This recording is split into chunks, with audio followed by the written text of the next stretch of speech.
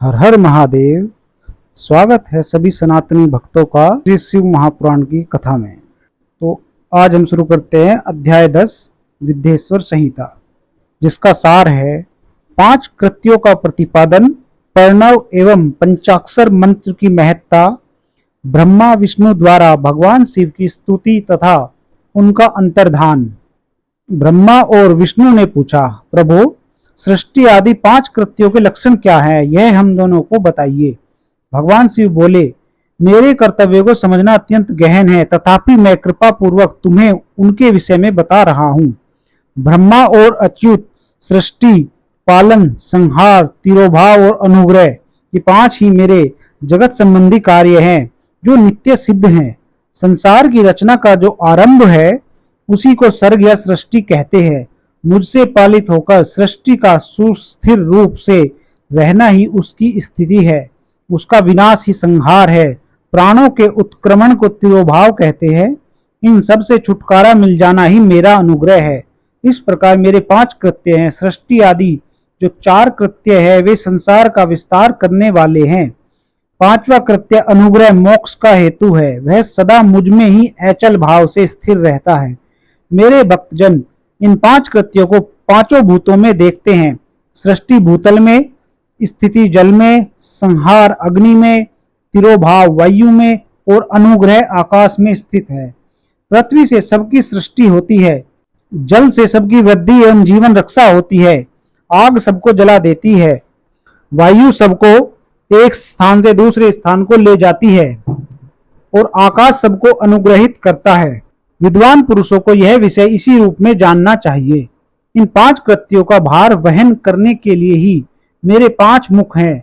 4 दिशाओं में 4 मुख हैं और इनके बीच में 5वां मुख है। पुत्रों, तुम दोनों ने तपस्या करके प्रसन्न हुए मुझ परमेश्वर से सृष्टि और स्थिति नामक 2 कृत्य प्राप्त किए हैं। ये दोनों तुम्हें बहुत प्रिय हैं। इसी प्रकार मेरे विभूति स्वरूप रुद्र और महेश्वर में 2 अन्य उत्तम कृत्य संहार और तिरोभाव मुझसे प्राप्त किए हैं, परंतु अनुग्रह नामक कृत्य दूसरा कोई नहीं पा सकता। रुद्र और महेश्वर अपने कर्म को भूले नहीं हैं, इसलिए मैंने उनके लिए अपनी समानता प्रदान की है। वे रूप, वेश, कृत्य, वाहन, आसन और आयुध आदि में मेरे समान ही हैं। मैंने पूर्व काल में अपने स्वरूप भूत मंत्र का उपदेश किया है, जो ओंकार के रूप में प्रसिद्ध है। वह महामंगलकारी मंत्र है। सबसे पहले मेरे मुख से ओंकार प्रकट हुआ, जो मेरे स्वरूप का बोध कराने वाला है। ओंकार वाचक है और मैं वाच्य हूँ। यह मंत्र मेरा स्वरूप ही है। प्रतिदिन ओंकार का निरंतर स्मरण करने से मेरा ही सदा स्मरण होता है। मेरे उत्तरवर्ती मुख से आकार का, पश्चिम मुख से उकार का, दक्षिण मुख से मकार का, पूर्ववर्ती मुख से बिंदु का तथा मध्यवर्ती मुख से नाद का प्रकट्य हुआ है। इस प्रकार 5 अवयवों से युक्त ओंकार का विस्तार हुआ है। इन सभी अवयवों से एकीभूत होकर वह प्रणव ओम नामक एक अक्षर हो गया। यह नाम रूपात्मक सारा जगत तथा वेद उत्पन्न स्त्री पुरुष वर्ग रूप दोनों कुल इस प्रणव मंत्र से व्याप्त है।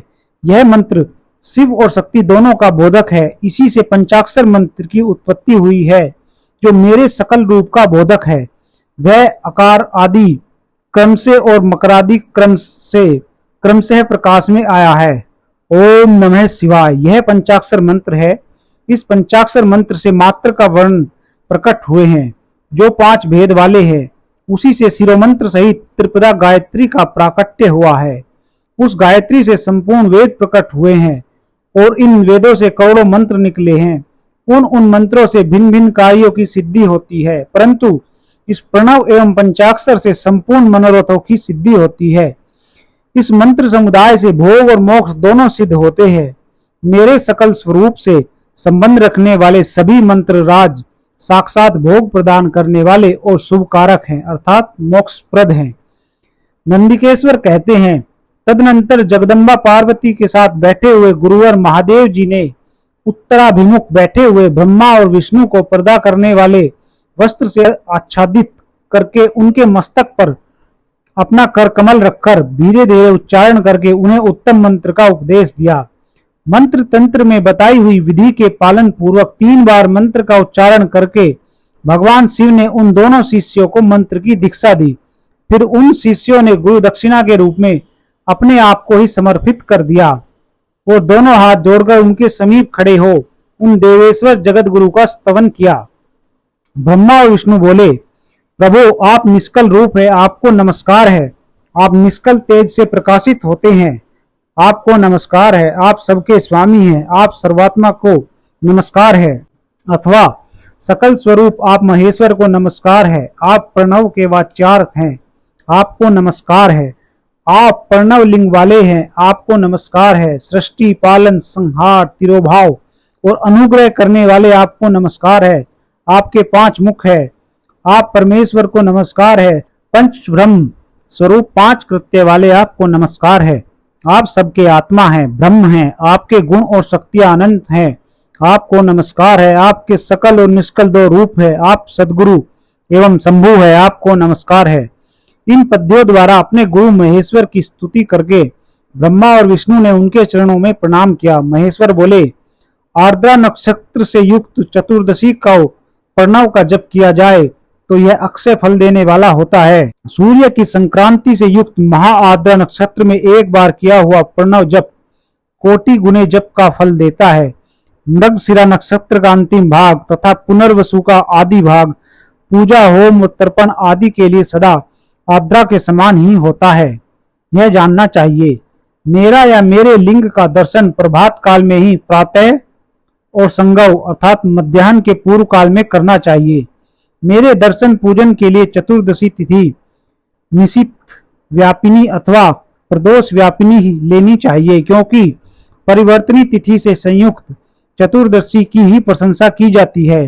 पूजा करने वालों के लिए मेरी मूर्ति तथा लिंग दोनों समान है, फिर भी मूर्ति की अपेक्षा लिंग का स्थान ऊंचा है।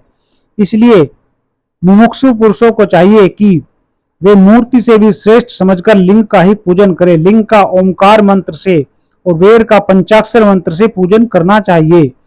शिवलिंग की स्वयं ही स्थापना करके अथवा दूसरों से भी स्थापना करवाकर उत्तम द्रव्यमय उपचारों से पूजा करनी चाहिए। इससे मेरा पद सुलभ हो जाता है। इस प्रकार उन दोनों शिष्यों को उपदेश देकर भगवान शिव वहीं अंतर्ध्यान हो गए। इसी के साथ अध्याय 10 समाप्त होता है। तो बोलिए भक्तों प्रेम से हर हर महादेव।